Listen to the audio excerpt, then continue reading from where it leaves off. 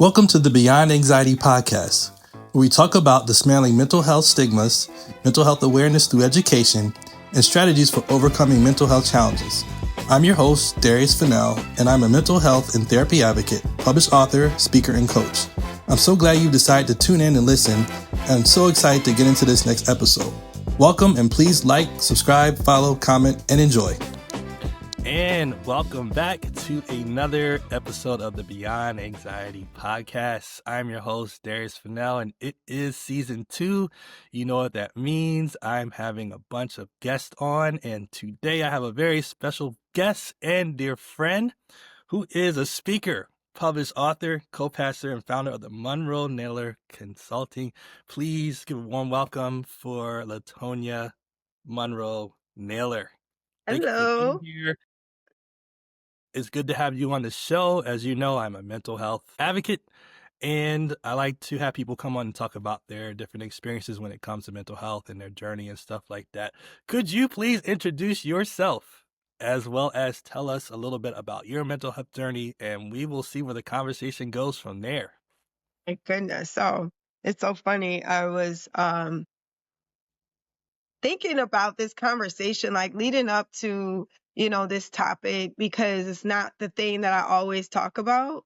And so let me just jump in. I am the mission rich strategist, LaTonia Monroe Naylor, as you stated. I do have a lot of titles, a lot of hats that I wear, but one that I carry most with me is being a mom. I have 4 beautiful children who are all growing up pretty quickly. And so that's the hat that I wear the proudest. But I absolutely do this work that I do because I want to help folks win and build legacy. So I focus on helping people who want to start or grow their nonprofit business or start and grow a for-profit micro business into something that's scalable, attractable, so that they're able to access the resources and sustain what it is that they have built. And so in general, that's what I do from a day-to-day, whether it's I co-founded a nonprofit here in my city, and just so many other initiatives that I'm engaged in for always for the purpose of educating folks, but always in addition to that for the purpose of helping folks to become more sustainable and being able to take care of themselves and their families. And Nice. so you did ask me about my mental health stuff, and Yeah. it's funny that I do kind of weave it into my work. I'm certified in cultural responsiveness and trauma responsiveness. And one of the things that I have always led with is the authenticity that being able to take care of yourself mentally, emotionally, spiritually, all of those things are part of the journey of becoming a good leader.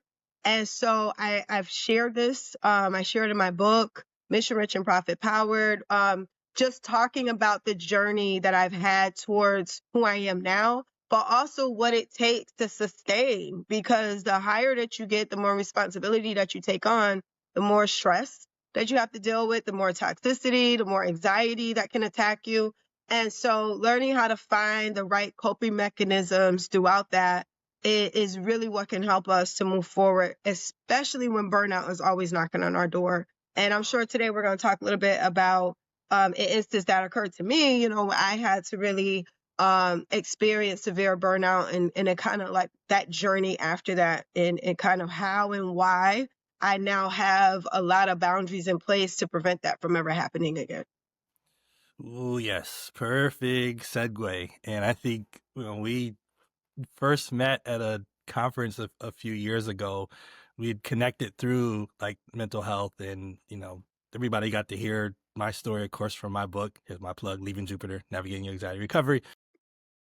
But you and I had connected in that regard, and then I learned about your story, and I was like, oh wow, this is real, where you know this is something that professionals go through, like teenagers go through, every walk of life. And so I feel like we almost have an obligation to like share the tips, the tools, the strategies, as well as being vulnerable to say, hey, this is waiting for you if you continue down this path. We've walked it. We know it. We've been through the burnout.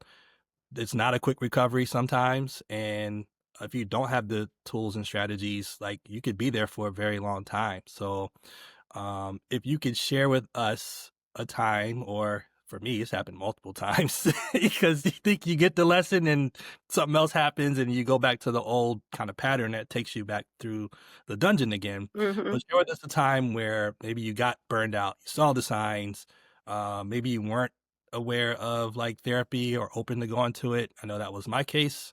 Maybe there are stigmas attached, but let's journey down that path that you may have walked. Absolutely. So interestingly, and I don't talk about this in my book. So you are actually getting something that I haven't shared publicly with anybody. But I remember being as young as middle school, Mhm. having issues with anxiety and panic attacks. Um, I didn't know that's what it was at the time. I had asthma, so a lot of times what would happen is I would get into these moments and then all of a sudden it would go right into an asthma attack. And then I would end up in the hospital for asthma, but really the onset of it was anxiety that was causing it. And so when I was in, I think it was 11th grade now, going into high school, I specifically remembered walking through the halls of the school and all of a sudden a panic attack hit me. And then all of a sudden it turned into an anxiety. And then it went to asthma and I Mm. passed out. I passed out in the hallway. And I remember like holding on to the wall, trying to keep myself from passing out. And then eventually I passed out. And then I woke up in the counselor's office or the nurse's office or something like that. And that was when I finally understood what was happening to me Mhm. because they finally started unpacking and asking me questions. And that's kind of when I understood. And so to kind of walk back into, what I was dealing with in those days, like I had a lot of trauma upon trauma. Like Mhm. I don't talk about this in detail as much now because my mom has she's been sober for the last almost 20 years now, so we don't talk a lot about what it was like for us growing up back then, but a lot of the stress that I was experiencing was coming from the kind of lifestyle that my mom lived and my dad lived, which led to me being in environments that were not safe, led to me being around people that was not safe, and led to us living in a neighborhood that, was not safe. It was very violent, a lot of activity happening, guns, all the things. So you're constantly on high alert. So if you don't know because you normalize it, and Yeah. there are so many people that grow up in neighborhoods like that, especially folks that look like us who come from those neighborhoods and they don't realize that they're walking around with trauma all day Yeah. because they've learned how to manage and they've learned how to protect themselves and they've learned how to show up and do what's necessary to survive through the day, so they don't realize like you are literally experiencing an abnormal amount of trauma every single day, Right. compounding and compounding and compounding. And so for me to have those moments, it showed up for me like the asthma attack that caused me to pass out, or it showed up for me as me getting extremely angry and maybe even violent because of the constant stress I was under all the time. And I didn't understand how to channel it. So around then is when I first started talking to somebody. I want to say it could have been a little bit before that incident happened that I had my first time sitting down with a therapist.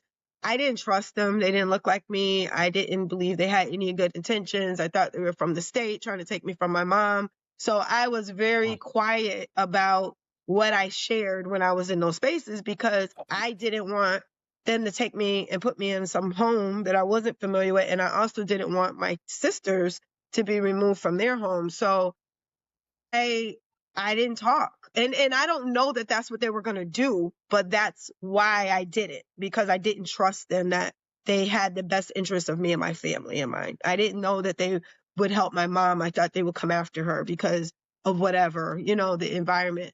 And so that's what it was for me. It was a lot. And but it also, once I got to college and I kept having these incidents happen to me, was Mm. when I finally went for myself. I was an adult and I went for myself on campus and saw a counselor, and then I finally started opening up and the counselor was like, everything's confidential here. Nothing that you tell us, we're not going to do anything. Like, unless you try to harm yourself, obviously, then that's something that we would, escalate. But it was a journey towards me becoming comfortable with and trusting that I would be able to share what I was dealing with somebody and not have them try to use it against me or my family in any kind of way. Yeah. Two things that I kind of picked up on listening to you talk just now, and that is having things that are normalized and being in survival mode, right? And for the sake of just trying to get through life, like those are essential tools. The main thing with that is they're not sustainable. It's something usually ends up breaking, right? Mm-hmm. I remember years ago, I was a mentor at a local middle school back when I lived in Rochester, New York. And, the kids get pretty comfortable with you. So they start sharing stuff. And some of the stuff that they were telling me about, I said, you weren't scared? That didn't bother you? They were like, oh, no, we see that all the time. I was like, what? And you're supposed to be expected to come to school and learn? And it was just kind of like, yeah, this is something that we see and we just kind of keep going. But as a child, especially that was, I think, 5th through 8th grade, to have to carry something like that is like an incredible task to have to do that and still be a kid. You're Like, I feel right. like part of that is kind of taken away from you because in order to survive, you kind of have to be somebody that is not quote unquote like normal. Right. Or if you're considered soft, or this person don't like they have the survival skills, like people are scoping you out and you kind of always have to have your head on the swivel and all this other stuff.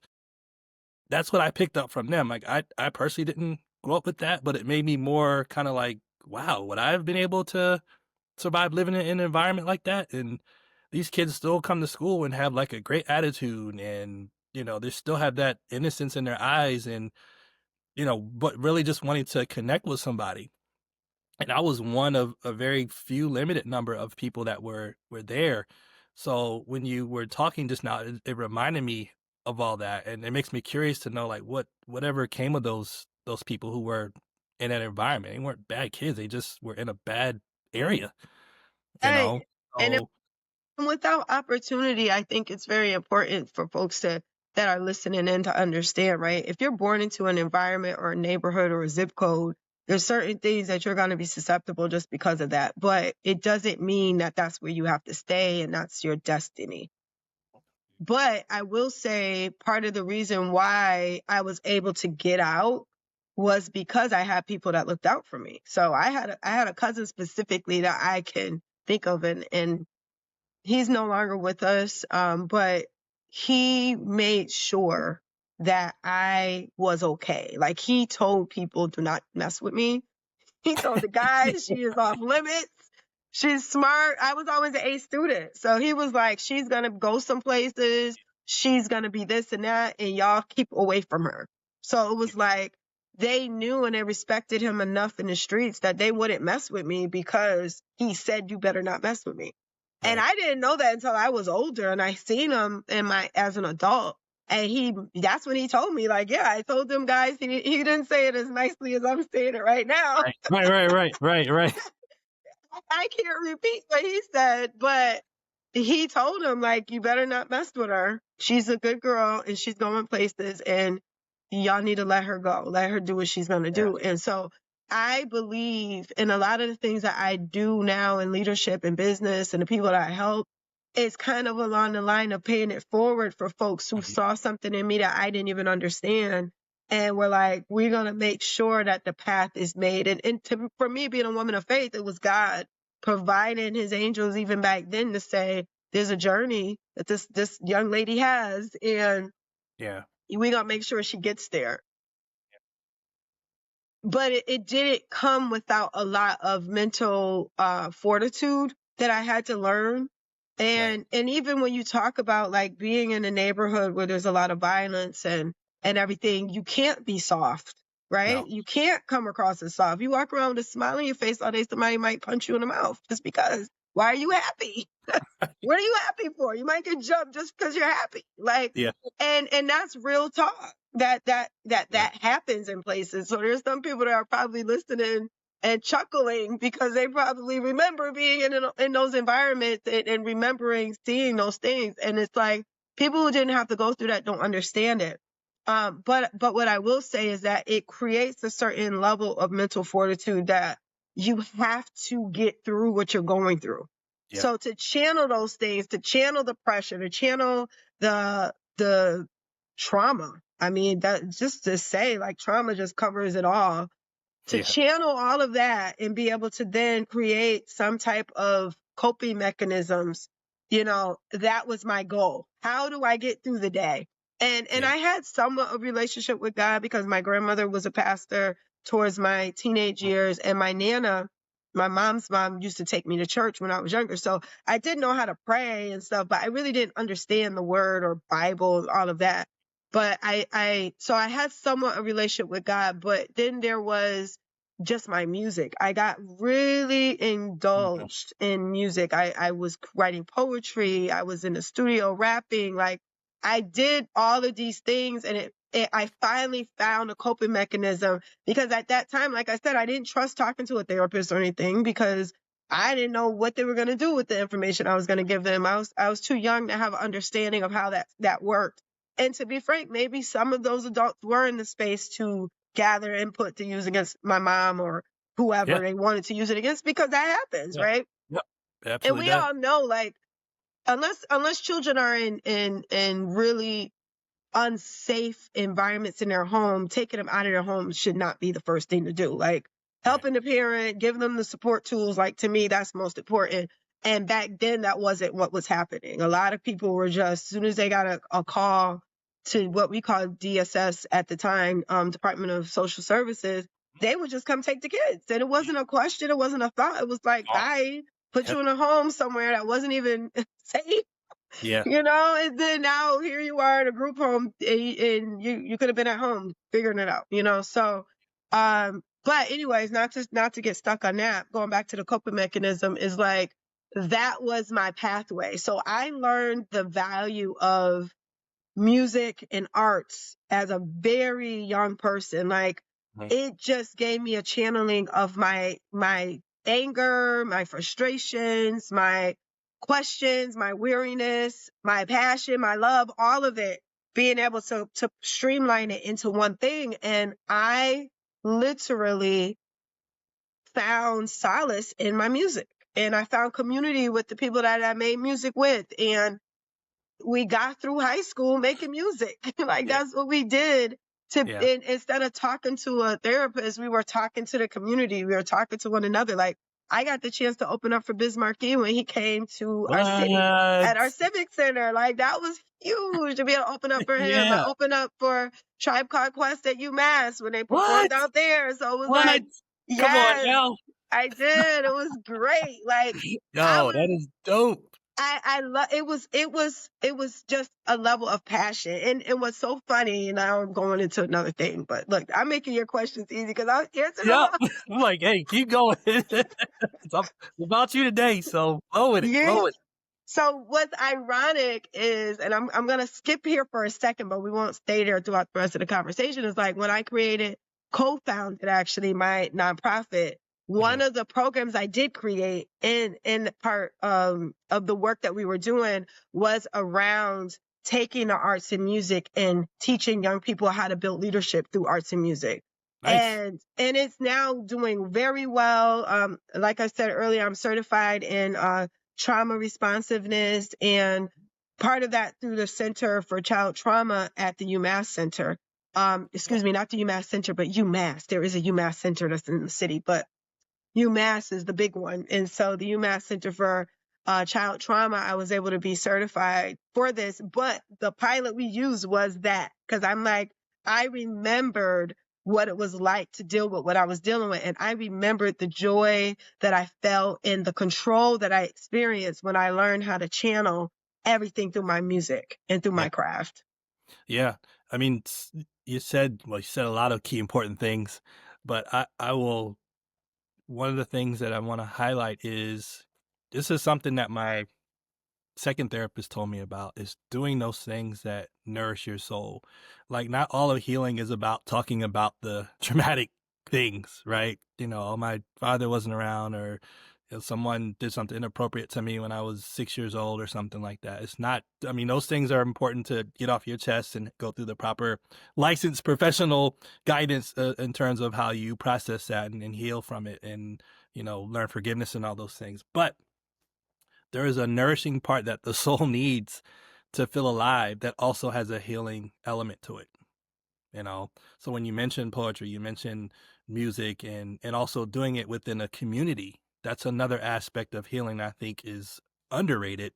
With all the talks about self-help and, read this book and go through these 10 steps on your own, you may find a little bit of success with it, but when you talked about being able to have people who are like-minded, going through the same thing, and you can bounce things off of, as well as sharing in a love, like there's a connectivity, there's a joy, and there's like just a feeling of belonging that happens that is necessary for healing. Which is weird because like none of that I had on my sheet to like talk about, but when you brought it up, I was like, this is a key point that definitely needs to be highlighted. And even for myself, like doing things that I never thought would bring that type of like joy and stuff. Everything from astrophotography to like now I'm an AI music producer. I get so much joy out of doing that, and such a healing feeling of doing that. I guess one of my questions to you is, do you still do any writing at all when it comes to, I know you write for professionally and stuff like that, but Yeah. the artsy side of writing and creativity, is that something you see yourself, do you do it now, or something you see yourself jumping back into at some point? It's so funny. I was thinking about that the other day because somebody asked me, they're like, can you do a rap? Do a rap. And I'm like, no, first of all, because I'm not a monkey and I'm not going to do it just because you said it. Like, no, that's not happening. But it also did make me think about, like, when was the last time that I sat down and wrote a poem, right?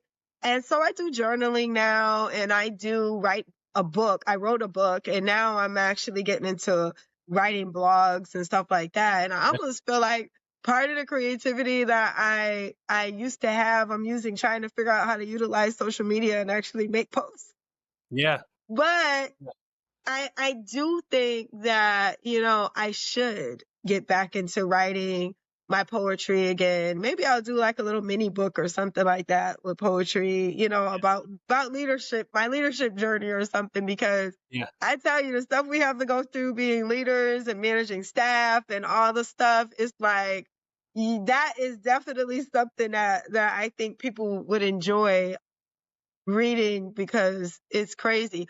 But what I do think though is, I found other things that bring me joy. Like, I love to teach. I love to educate. I am an educator at heart. Even the way that I lead my business, my consulting business, is about education. Like, I've written enough grants, at least over $7 million, and probably more than that if I sat down and thought about it, over the last 15 years of working in nonprofit organizations, and having now helped leverage resources and obtain resources for organizations in that amount. I write very well, like when it comes to my writing grants and everything, but I don't like writing grants for people. Like, I feel like I want to teach somebody how to write a grant. I want to teach them how to use AI to do it. I want to teach them how to simplify their process so that they're able to actually get it done, which is part of the reason why I'm going to be doing a live event in February, because I really like to educate, and I feel like there's so many people that benefit from doing it for you and making you feel captivated as if you can't do it yourself, when with a few tweaks you can actually learn it. And there's some people that don't want to learn. Their businesses are more than big enough that they don't need to learn it for themselves because they're going to pay somebody else to do it anyways. And that's their business if that's how they want to run it. But I think for micro business owners, for small businesses, and even especially for nonprofit leaders and ministry leaders, you absolutely need to learn these things, because if you don't have people you can trust, They'll do your stuff the way they want to do it, and it may not be to your benefit. Right. And so I'm like, look, you can pay me, whatever amount, and I'll do it for you because, depending on the price, I might do one or two grants for somebody. But I just feel like there's such a blessing and there's a strength in educating and learning for yourself how to do something. And then Yeah. if you pay somebody, you know if they did it right or wrong. Yep. So those are one of the differentiators for me, as the way that I move is all about that education piece. So I love to learn, I love to share, I love to learn, I love to share. Like this to me is how we grow as a people, as a race, not just Black people, but like as folks that just love and want to really give and pour back into the world. Because in TV, we see all these folks that are hateful, and social media, the loudest hateful comment gets the Yes. perspective and gets the view, Yep. right? But the reality is everybody's not hateful. Everybody's not evil. That there's so many of us that still genuinely care. There's so many of us that still genuinely want to see us as a people come together and thrive, that if we were to pour more energy into educating one another, that I believe that's how we start to change in the landscape. And that's how we start to live in a place where folks can actually feel like they have peace. Yeah. We always going to need a therapist, I think, or somebody to talk to, even if it's not a licensed therapist. But I still think the conversations you have in those closed rooms are very different when we as a people come together and try to work together versus isolate, and only one person is going up and everybody else is going down. Like, how do we pull it all together? And education to me is the thing. Nelson Mandela said education is a weapon that we can use to change the world. And I know he didn't mean just education as far as pre-K through 12 or higher ed, like any type of education. And so that's what I love to do. I love it. And it fills me, it inspires me, it encourages me, it brings me joy. When I see somebody learn something they never did, or I see somebody get that contract they never thought they could, or get that grant that they never thought they could. And I'm like, but you did it. Like, I was coaching you along, but you're the one that did the work. Like, that is the joy. So maybe that's my long answer. Yeah. No, great. I mean, I feel the passion when you talk about teaching and helping people to get enlightened and helping them to do things that they didn't think they could do, and seeing that light bulb moment. It's also something that I love as well. For me, it's more in the area of like just general encouragement. I think a lot of times people don't know how good they are and what they're actually capable of doing until someone can come along and connect with them. So there's the educational piece that gives you the knowledge, but then there's also that kind of little nudge that gets you to the experiential side of education, where somebody learns from you, gets the tools, and then they have enough to be self-sufficient, and they can go and share with somebody else. So when you talk about like education in that sense, and not just being K through 12, like that is a very, very important point, especially when it comes to things like stigmas, right? I think that's one of the blockers of getting people like educated with stuff. Excuse me. In our culture, and really a culture at large, I feel like it's gotten better in the last, especially probably since COVID, where people were kind of forced to kind of deal with themselves because everybody was sitting at home. And so I know virtual and online therapy appointments like skyrocketed because you couldn't go in to sit in somebody's office. You had to do it from Zoom or whatever other platform was being used at the time. So could you share with either personally how you've maybe encountered stigmas before? And you've touched on it earlier with kind of where you came from, and just how the possibility of things being used against you. And eventually, another key point that I heard you say earlier was about letting down that wall. Mm-hmm. Most people, I mean, there are a couple other key components that I talk about that are important for healing and recovery. But if you don't let that wall down, I don't like to say impossible, but somebody's got to get in there and help you co-navigate all these different emotions and experiences that you are dealing with. So, I usually highlight the 3 common things I see with stigmas, which is you don't want to be labeled as lazy, crazy, or weak, especially for men. Mm-hmm. But vulnerability, and you talk about this in your book, about the importance of vulnerability, but also setting up boundaries. So vulnerability, as I define in my book, is defined as being In your open. own words, Mr. Darius. Yes, being open in trusted environments, right? But that's the key part. Like, how do I know an environment is a trusted environment that I could open up and share these things? And will this information be used against me? I had an opportunity to, have like a consult with different therapists to try to get that vibe. Right away, it's like, man, I ain't telling you nothing. You going to be condemning or not quite understand what it is I'm saying. That goes back to that whole connectivity part you talked about earlier. But swing back around to the general question was just about stigmas and how that can be a block for education, how you either experience that or have observed that in your own family or community. So yes and yes and yes, all of the above. Stigma, it's so funny as you were asking me, I'm thinking like, man, there's so many stigmas. I think the biggest one for me was what led me to burnout the first time. I didn't realize that I was trying to do God's job.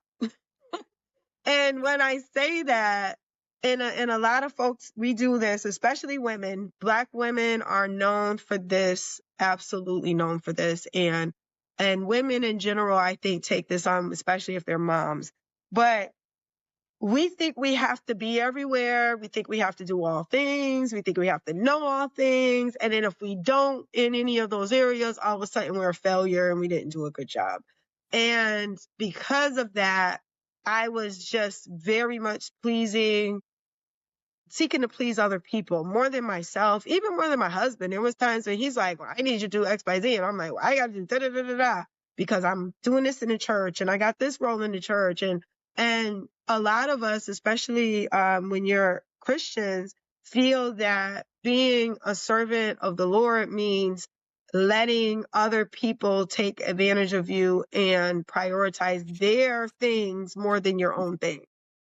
And that Speak on it. stigma was the thing that really drove me. I remember trying to stand up for myself once, and somebody who was an elder in the church said to me, "How dare you say no? My wife never said Ooh, no. My wife never ow, said no. This is God's work, and God's work comes first." And I remember sitting there feeling so bad and condemned because I no. felt like I was on my last leg and there was no more that I could do. But because now I'm being compared to their wife and what the other women did before me and what I should be doing. And I just sat there thinking, well, I guess I got to do it. And they had no idea that I was dealing with issues with my pregnancy. I was pregnant with my fourth child. Okay. So I want folks to visualize this picture. I was pregnant with my fourth child. My oldest was 5. Okay. Mm, So I was young. I think I just was getting ready to turn 30 at this point. I think I was 29, about to turn 30. Maybe just turned 30 because I think I turned 30 with my last one, 31. And so my point of saying that is, no, I was 29 because she was born in 09. I was 29. okay. And so anyways, the reason why I'm getting stuck on that is I need folks to see the picture. So I'm 29 years old.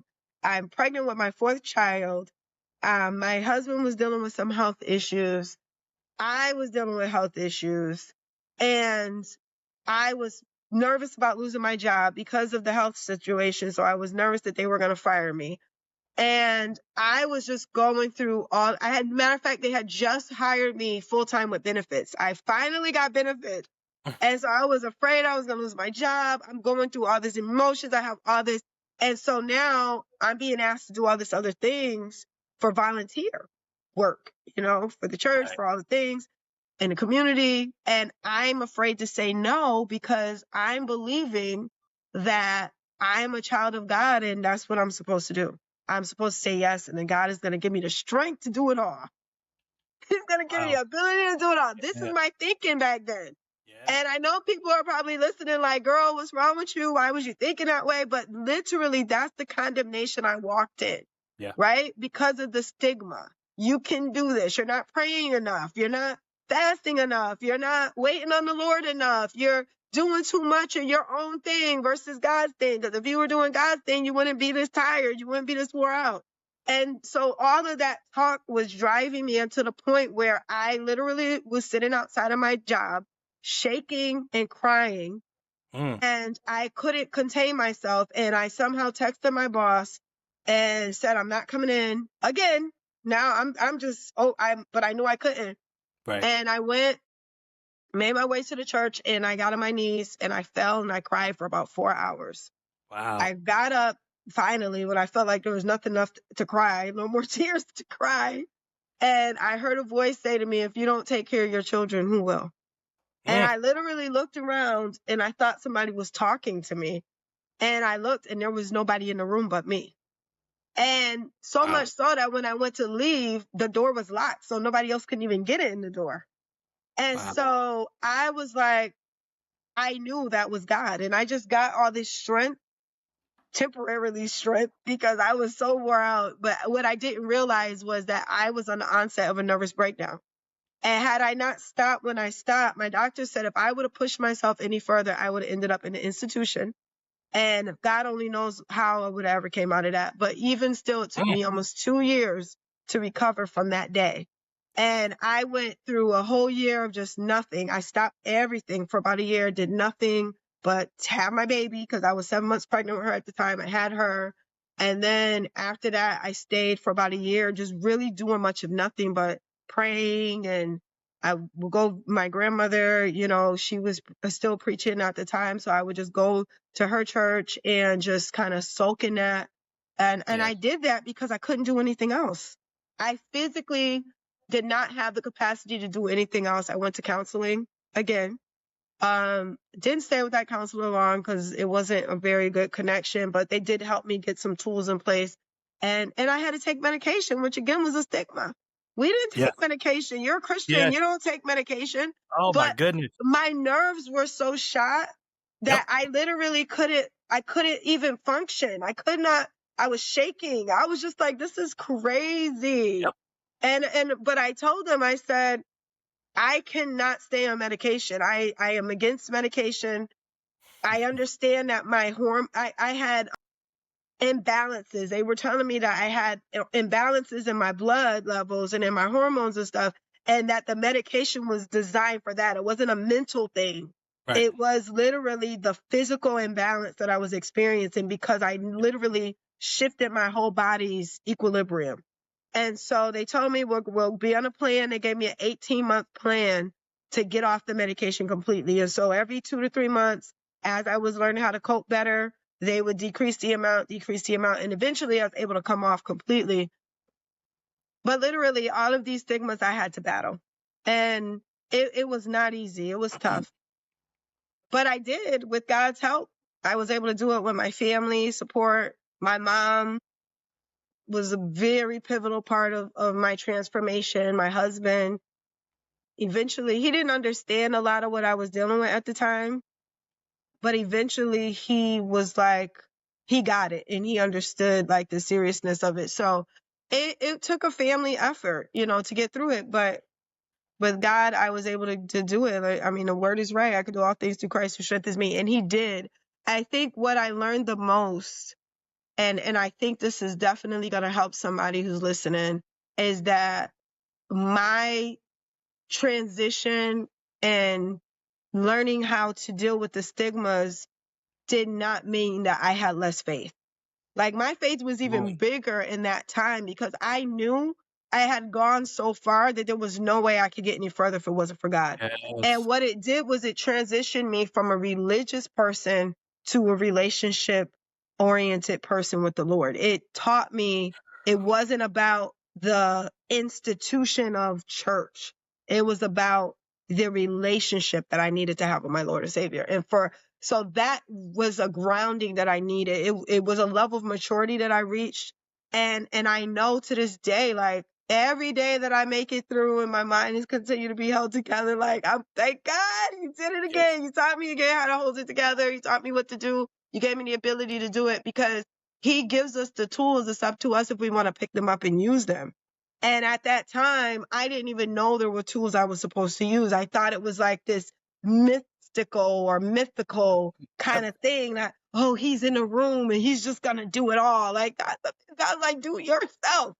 Do yourself. You need to learn how to say no. You need to learn how to set boundaries. You need to learn how to go home when it's time to go home. You need to learn how to get some rest because I rested. Like he started Yeah. to teach me those things through that process. And now my faith is so grounded that nobody can come to me now and try to teach me anything crazy. Yeah. They can't teach me anything crazy. They can't tell me about something Or that try to is guilt you into doing something right. that They you know is can't. not in your season to do. Not Because even gonna let happen. me tell you a funny story that happened to me that made me realize, okay, if I don't start saying no, like I'm gonna get dragged into doing a bunch of silly stuff. Do you know who Bible Man is? You know who he is Yeah. okay. So this goes, and this is dating myself here. I remember seeing the shows back on VHS tapes, right? So I'm serving in church, and this lady comes up to me and says that the Lord led her to tell me that I'm supposed to be Bible Man, like dress up, you know, with the leotard and the cape and stuff, and greet the kids as they come in. And I was like, you know, that's funny What? because you know, he didn't tell me that. And you know, all my friends and homies at the time, I'm like, you're not gonna be clowning me for the next 30 years and have all these pictures of me dressed up, you know, as a Christian Superman. I mean, he's got the mask and everything. I mean, the stories were great, but he was corny. He was a cornball. I'm already goofy. Like, I don't need to add on top of that. You know what I'm saying? But she was dead serious. He was like, yes, the Lord told me to tell you, you're supposed to do this. And I was like, yeah, no, I'm not doing that. And so you touched on one of the big things, a couple of big things, but one of the things I want to hit on is setting boundaries. I know you also talk about that in your book. But setting boundaries that are healthy and the fact that it's not selfish, because especially within the Christian community, especially if you have a heart for the Lord, especially if you want to serve, is those lines kind of become really blurred as far as like, you know what? Like I used to serve on a video ministry and I ended up like doing it every Sunday. And I'm like, at least once a month, I like to just sit in the congregation and enjoy service like everybody else, you know? But at the time, I didn't have the fortitude to say no because I'm like, well, if I don't do it, then it's going to fall apart. And, you know, I wasn't delegating anything. So like I'd sort of set myself up to conditioning other people to say, okay, he's always reliable. So since I know he's not going to say no, let me keep on these other things, right? Right. So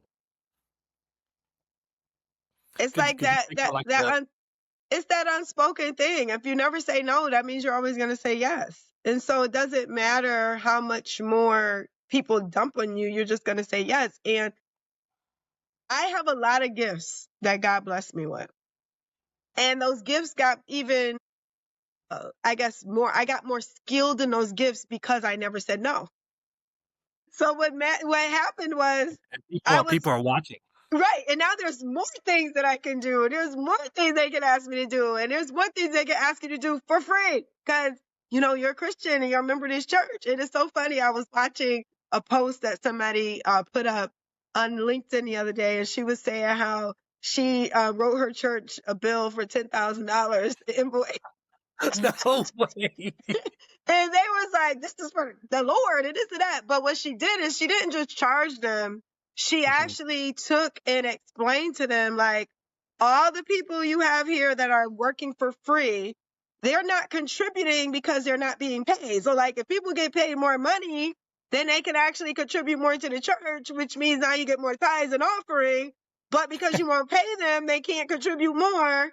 And basically what they were able to do is create this platform where they were able to access more money because now that people were getting paid, when people can get paid, there's a lot more that they can do because now they're not trying to do a second and third job because now they're volunteering here. So now they got to get another job to cover bills.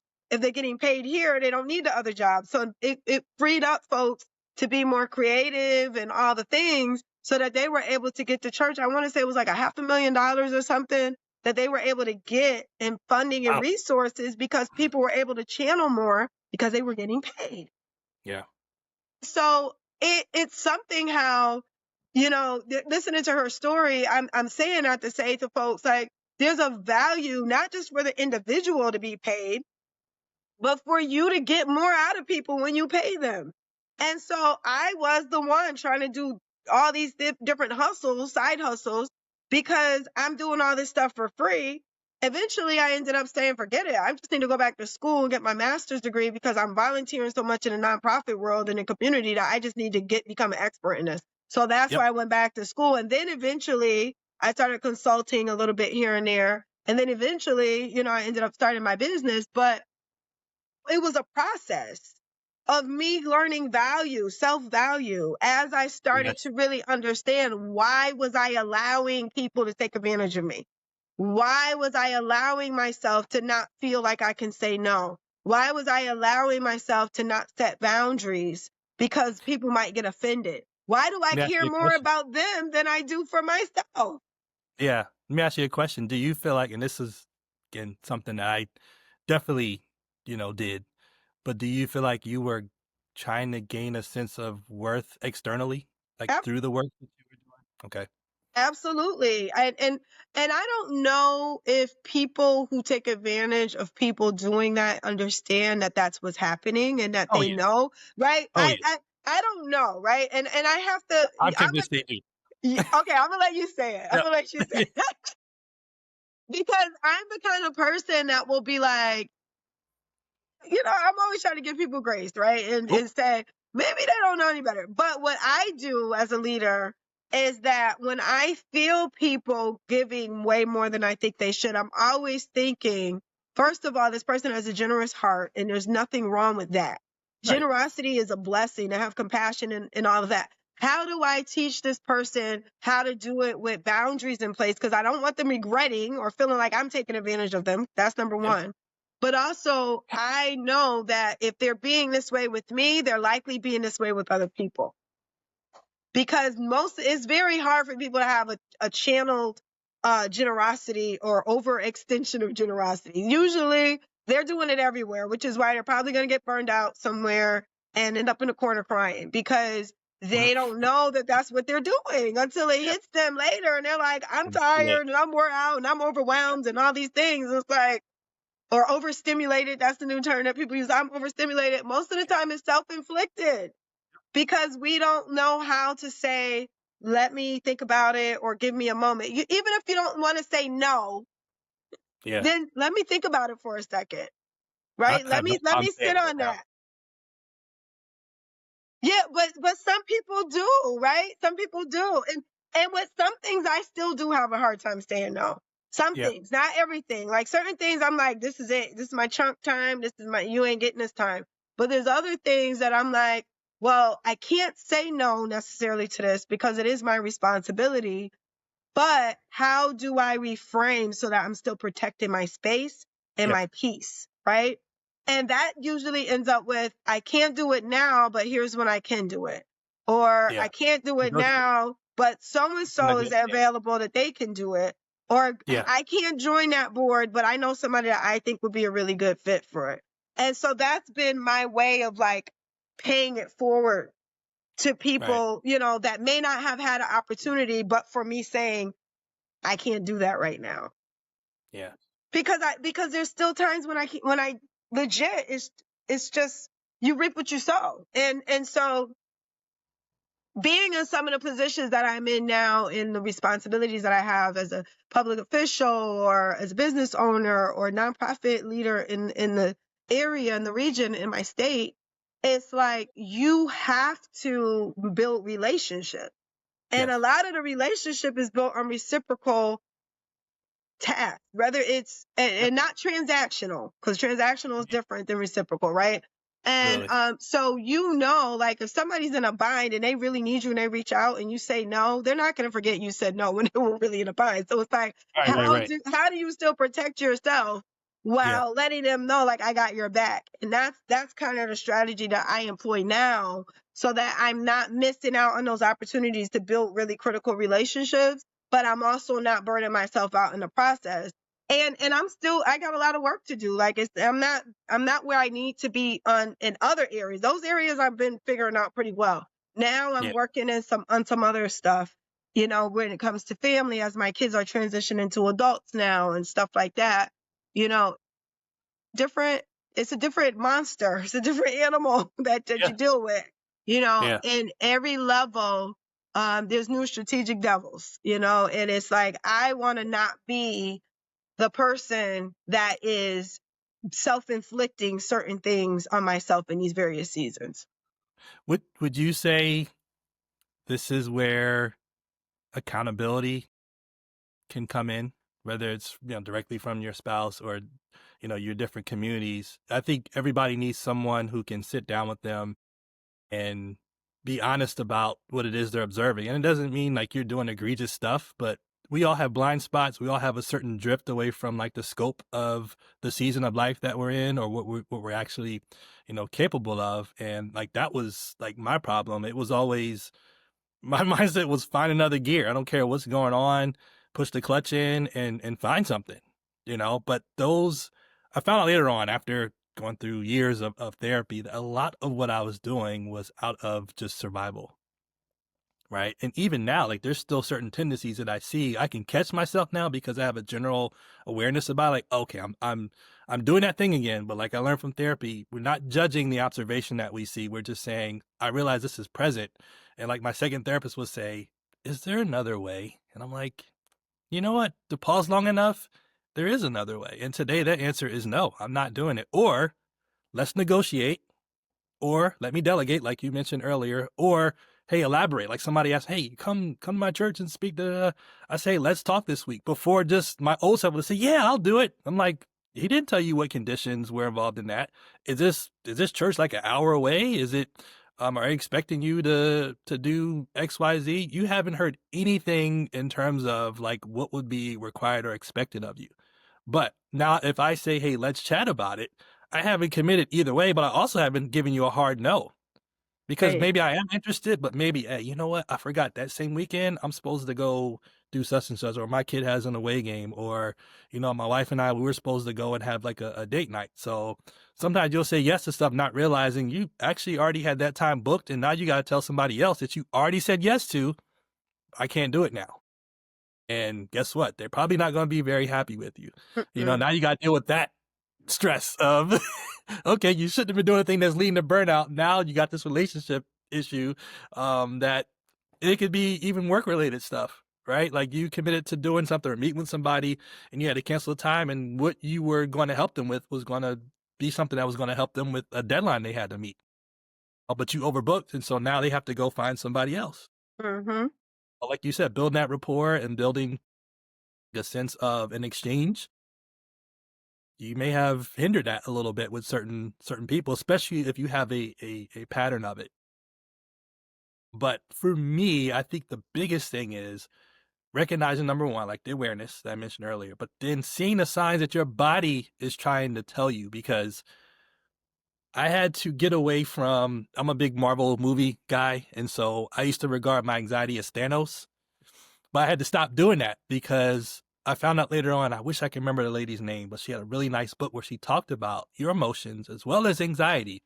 They're just messengers. They're not good or evil. Even though when you feel like something is inconveniencing you, making you feel bad, we want to automatically label that as evil, right? You get a fever. Oh man, that's bad. You got to take something. No, that is a sign something else is happening. Why does your body feel like it needs to turn the temperature up? Is it fighting something? Are you dehydrated? Are you stressed out and your body's just sort of giving you like a sign to say, hey, maybe you need to go and take a cold shower, or hey, maybe take the weekend off. You were supposed to do XYZ. Maybe you need to go, but for years, decades. And I was telling somebody just the other day, I was like, I don't know why my burnout back in 2018 didn't happen earlier, because there were many signs. I was just like, up, override button, click, push the clutch in, another gear. Here we go, baby. And I had these little cycles of burnout, passion over and over again until the big one came and there was no cycling back. So if you could speak to the different signs, especially as a woman, a professional woman, African-American woman, like the different signs that maybe you were noticing within your body specifically, not just the mind, because the mind's always going to ruminate, right? Like that if you're so unplugged that you're not listening to your brain, then okay, that's a whole nother conversation. But a lot of times in the body, your body's saying, hey, trying to get your attention. Okay, you want to listen? All right, let me turn the volume up. Oh, you still want to listen? Listen, man, I got this big one back here, big boy in the back. I don't want him to come up here and talk to you, but okay, you don't want to listen? Hey, come on up here, man. Let me introduce you to somebody. You ready for heart palpitations? You ready for burnout? You ready for nervous system dysregulation where you feel like your body is vibrating? I remember one time I was driving somewhere and I literally felt like my body was floating out of the seat. I had to grab the whole steering wheel and like go somewhere and park. And I was about to call my wife and be like, look, you gotta come get me because I feel like I'm floating away. But my body was it was trying to get my attention to say, hey, you know what? I'm not comfortable. This doesn't feel safe. I'm worn out. And this is the only thing I can do to get your attention is to make you literally feel like you're floating in the air. I didn't even know how to. Wow. I don't know if even describing that even makes sense. But I literally grabbed the steering wheel like I was going to float through the roof of my car and like go up in the air like a helium balloon. But could you speak to those different, body symptoms or just things that you go through, especially as a woman, where you're like, you know what, if I could go back and tell somebody who I see these signs happening to and they clearly ignoring them, what would I say to them? That's interesting because the biggest thing was leading up to the time when I was about to experience the verge when the doctor said you were on the verge of a nervous breakdown. That's the best way that they could describe it to me, for me to understand what it was. And leading up to that, it was definitely the times when I would feel like I was going to pass out, or I did pass out because I would start panicking and breathing, and next thing you know, I get lightheaded and I pass out or something like that. That didn't happen a lot, but it happened enough that it wasn't okay. But then there was, after that moment when I had that verge of a nervous breakdown, I would have these episodes of like fibromyalgia. That's what they said. So they said I had fibromyalgia. Yes. And I would literally get to the point where I would be stuck in bed for 2 or 3 days because it was so painful and my nerves was just upset with me for just doing too much. And I was just exhausted. That's what it was. I was physically exhausted. And that happened to me sometimes 2 or 3 times a year for about 5 or 6 years. That was happening to me. And it was, they finally diagnosed me with fibromyalgia and all the things, and they really didn't have a solution. They can't tell you what to do, right? Once they they're like, well, this is what it is, but there's really nothing you could do about it. I had insulin resistance that I had developed very strong. So I was having trouble losing weight because of the insulin resistance coupled with the fibromyalgia, and I was just gaining weight. Yeah, from the cortisol, I was just gaining weight, and I was working out and everything. And if I stopped working out, I would just gain weight. And it was just like, I'm eating okay. I wasn't eating as good as I eat now. Now I eat very much more cleaner, with the exception of a few days, Thanksgiving. Oh, you get a pass. You get a pass for that. We get a pass this week. But my house guy listened to this and be upset with me for saying that. Like, oh, that's what we see you in 2 weeks. But I said that to say, like, exercising and stuff was very important because if I didn't, because of the cortisol levels and everything, I was just getting bigger. And so my goodness, this was 2020, around 2020, 2021. So it was right after the big COVID thing when we were at reintegrating with society. I went to a program and I went through a 90-day detox. Then when I went through the program, my health coach said to me, LaTonia, you are one of the top 10 worst cases I've ever seen. And he'd been doing it for almost 20 years. And he said, I was one of the top 10, not because of my weight, because I was overweight, but I wasn't like, he had people that were way more overweight than I was. He said the stress level that I carried was so high that I was probably walking in the path of developing so many other issues with my body because of the stress in the way I was carrying my stress. And so he said, you have such a toxic amount of stress that eating is part of your problem. We're going to start walking down the journey of health because of that. So once I went through the eating thing, it wasn't just about the eating. Part of the reason why I still see him to this day is that his program encompasses rest, the right nutrients or stuff that you need, not just for your body because you need to eat it, but because of the functionality of your body, like your mental, your Yes. circulation, the cortisol levels, your hormones, all of those things feed into and respond to how we live through our stress. And so a lot of times people will see, like, I wear these hats. If they Google me, they'll see all the things that I do. And the reason why I'm able to do that is because I'm very intentional and I do not stray away from my eating, my rest, and making sure that I go see my health coach at least once a month. I see him, but regularly, usually twice a month, I see him because I have to stay the course. And he makes sure that I stay the course by calling me out on things and reminding me, like, girl, you need to be doing this, you need to be doing that, so I can take care of myself. So that level of accountability has helped me for the last almost 5 years working with him. I did lose weight. I gained a little weight of about 1.5 years ago, just going through all kind of stress and not seeing him like I was supposed to. But I got reeled back in, and then I went and did another detox. And then from there, I have maintained pretty much, continue to maintain a pretty healthy weight. But also, it's not the weight, like I want to go back to. It's about the self-care, the rest, the mental, the emotional, the spiritual parts. And that's what has been able to keep me going. But all the things that I experienced physically was the sign of the fact that I had all these stressors that I was not coping with correctly. He told me my age was actually 30 years older than what I am. When I went to see him, they have a way to tell you what your metabolic age is.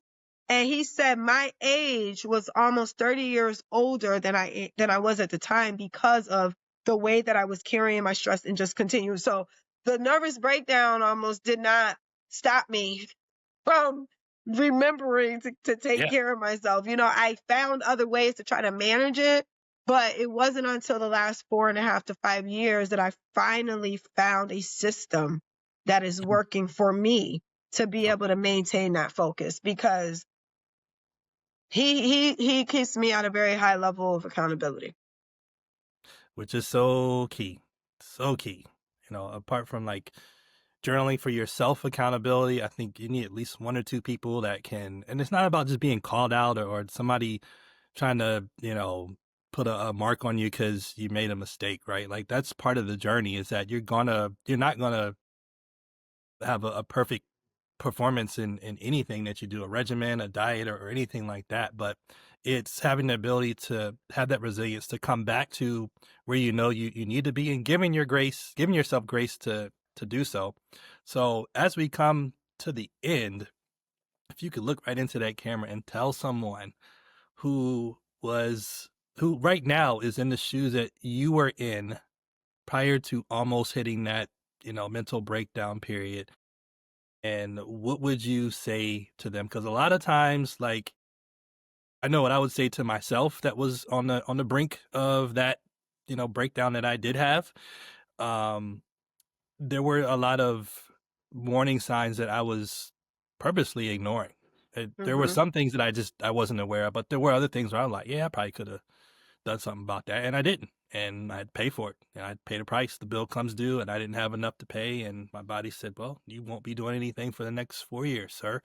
Congratulations, you won the Jet2 holiday prize. So, this is where you will be for a while.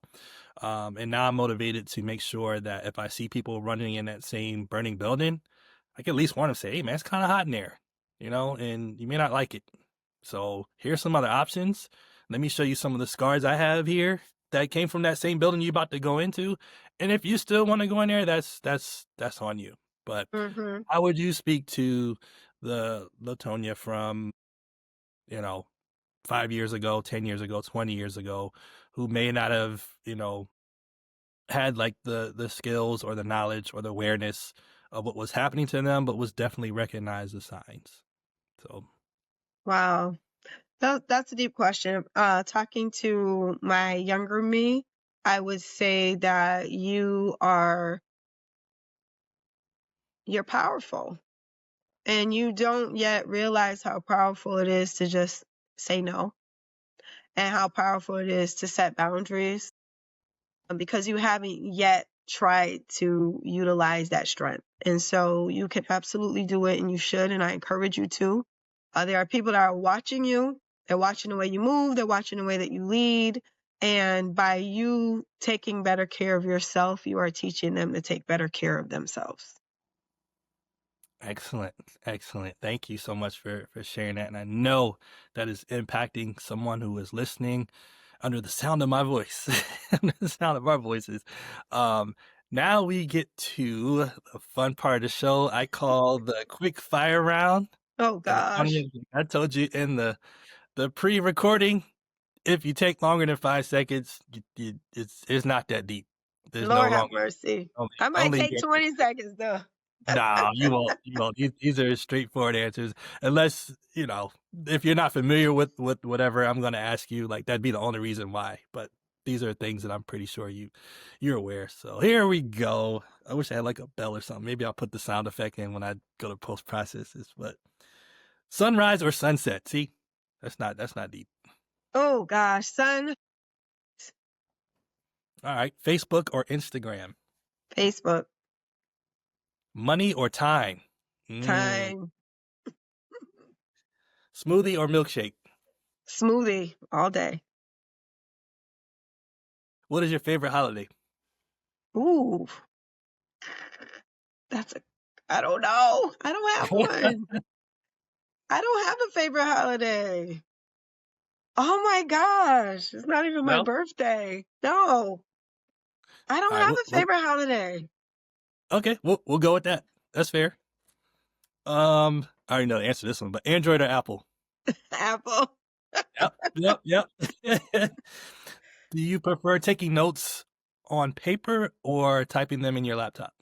I prefer to write them on my iPad. Okay. Oh, yes, mate. Fancy. That was one of my stress relievers right there, because looking for Okay. my notepad is hard, but I like to write it. So there you go. Good. Apple should give me some type of sponsorship credit there. Yeah. Solo trip or group travel? Solo. Cool. Yeah. Current book. I'm not into the group travel. Oh, okay. I got you. Current book you're reading or just finished reading? Rich Relationships. I'm actually reading that right now. Okay. And last question, hymn or gospel R&B? Gospel R&B. Who's one of your R&B artists that you like a go-to? You were Oh getting my a car now God. playlist, like, oh, I gotta listen to this If particular I'm song. listening to somebody right now, funny, Maverick City is not necessarily R&B, but I love them. But Okay. JJ Hairston is more of that R&B gospel Yeah. hip hop. I saw him in concert a few years ago. Yeah. Man. I like him. There's 2 or 3 that are right up there with him. Todd Yep. Delaney I just saw recently. He was really good too. So Nice. All right, that is it for our quick fire round. And the last thing I want to end with is Miss LaTonia, please tell us what is next for you and where the people can find you online. oh, wow. So what's next for me is I have a live event, the Mission Rich Experience. It's a 2-day intensive happening in Holyoke, Massachusetts in February, on February 12th and 13th. I encourage folks to come and go to the waitlist page, which is available now. missionrichexperience.com. As a matter of fact, we'll be transitioning to ticket sales very soon.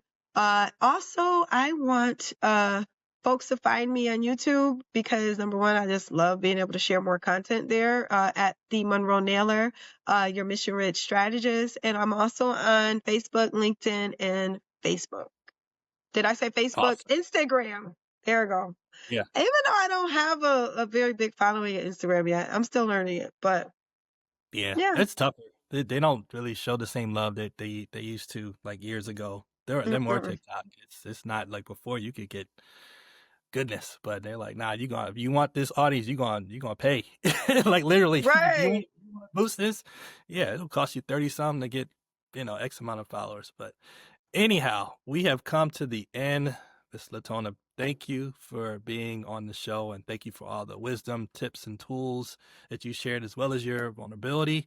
That goes a long way to those who would look at you and see themselves and say, oh, wow, like these are things that I could really use. Or, hey, I was on the brink of about to have a breakdown, and seeing someone who looks like them, who's gone through the same things and is in the certain environments that they are in, would hopefully give them the hope, number one, that they would need to say, okay, I can survive this and come out of this and recover.